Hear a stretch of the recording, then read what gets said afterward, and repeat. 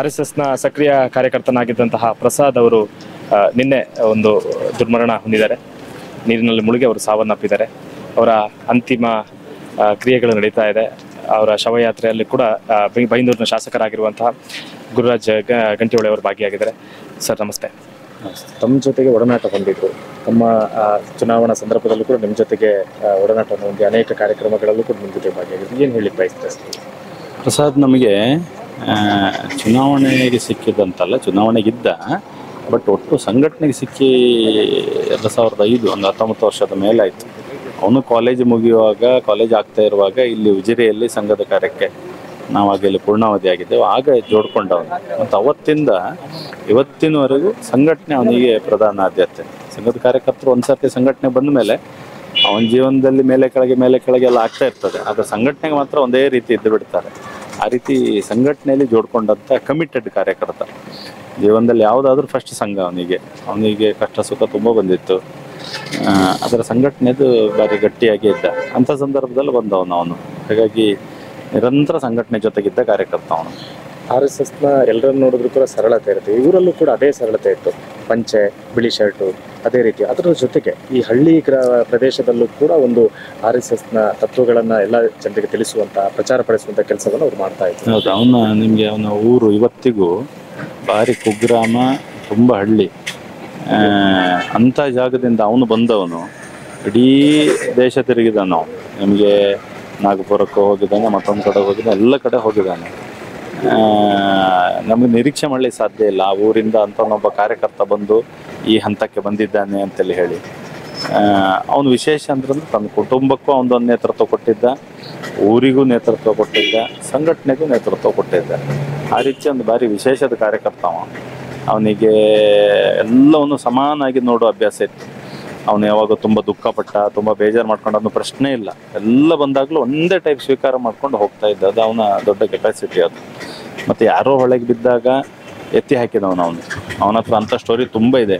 ಸುಳ್ಯ ತಾಲೂಕಲ್ಲಿ ತಾಲೂಕು ಪ್ರಚಾರಕ್ಕಾಗಿ 3-4 ವರ್ಷ ಸಂಘಟನೆ ಕೆಲಸ ಮಾಡಿದ್ದಾನೆ. ಸುಳ್ಯದ ಹಳ್ಳಿ ಮೂಲೆಗೂ ಹೋಗಿದ್ದಾನೆ.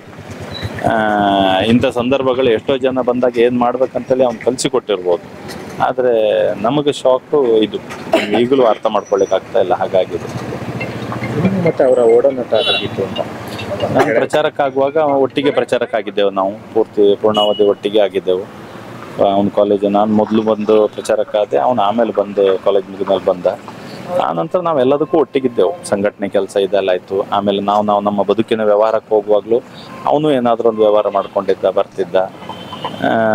ನಮ್ಮ ಕಷ್ಟ ಸುಖ ಬಂದಾಗಲೂ ಅವ್ನು ಬರ್ತಿದ್ದ, ಅವ್ನ ಕಷ್ಟ ಸುಖಕ್ಕೆ ನಾವಿದ್ದೆವು. ನಮಗೆ ಬೇರೆ ಎಲ್ಲವೂ ಆಮೇಲೆ ನಮ್ಮ ಕಾರ್ಯಕರ್ತ ಅವನು, ನಾನು ಅವನಿಗೊಬ್ಬ ಕಾರ್ಯಕರ್ತ ಅಷ್ಟೇ. ಅದೇ ಸಂಬಂಧ ನಮ್ದು, ಬೇರೆ ಅಂತ ವಿಷಯ ಅಷ್ಟೇ. ಸಂಘಟನೆಯಲ್ಲಿ ಅಷ್ಟೇ ಇರೋದು. ಇತ್ತೀಚೆಗೆ ಯಾವಾಗಾದ್ರೂ ಫೋನ್ನಲ್ಲೋ ಅಥವಾ ನೇರವಾಗಿ ಏನಾದರೂ ಭೇಟಿಯಾಗಿ ಮಾಡಿದ್ದು 1 ತಿಂಗಳ ಹಿಂದೆ. ಅವನಿಗೀಗ ಮತ್ತೊಂದು ಧರ್ಮ ಜಾಗರಣ ಅಂತೇಳಿ ಸಂಘಟನೆ ಜವಾಬ್ದಾರಿ ಇದೆ.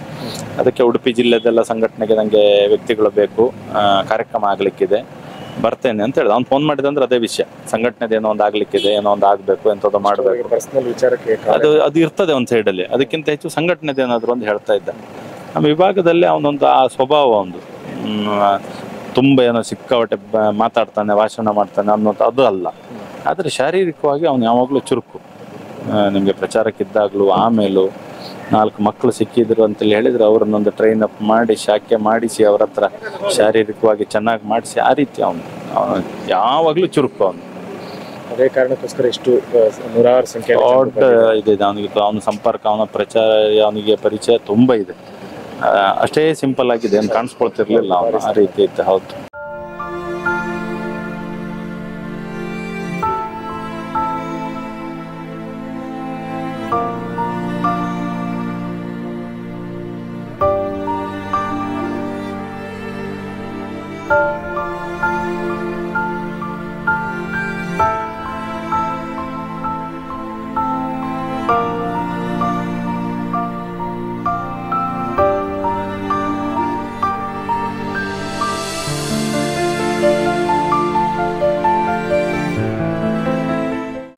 ಸತ್ಯ, ಸ್ಪಷ್ಟ, ನೇರ ಸುದ್ದಿಯೊಂದಿಗೆ U+ TV.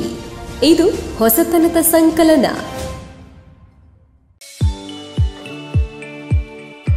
SDM multi speciality hospital Ujire 200 ಹಾಸಿಗೆಗಳಿರುವ ಒಳರೋಗಿ ವಿಭಾಗದಲ್ಲಿ ರೋಗಿಗಳ ಬೇಡಿಕೆಗೆ ಅನುಗುಣವಾಗಿ 100 ಹಾಸಿಗೆಗಳ general ward, 38 semi special ward, 41 special rooms, 2 deluxe ward, 9 ಹಾಸಿಗೆಗಳಿರುವ ಐಸಿಯು ಹಾಗೂ 10 ಡೇ ಕೇರ್ ಬೆಡ್ಗಳು ಲಭ್ಯವಿದೆ. ವೈಯಕ್ತಿಕ ಅನುಭೂತಿ ಶುಶ್ರೂಷೆ ಮತ್ತು ಕಡಿಮೆ ಅಡ್ಡ ಸೋಂಕಿನೊಂದಿಗೆ ಸುಸಜ್ಜಿತ ಕೇಂದ್ರ. ಶ್ರೀ ಧರ್ಮಸ್ಥಳ ಮಂಜುನಾಥೇಶ್ವರ ಮಲ್ಟಿ ಸ್ಪೆಷಾಲಿಟಿ ಆಸ್ಪತ್ರೆ ಉಜಿರೆ. ಸಂಪರ್ಕಿಸಿ 08256295611 ಅಥವಾ 08256295616 ಅಥವಾ 7760397878.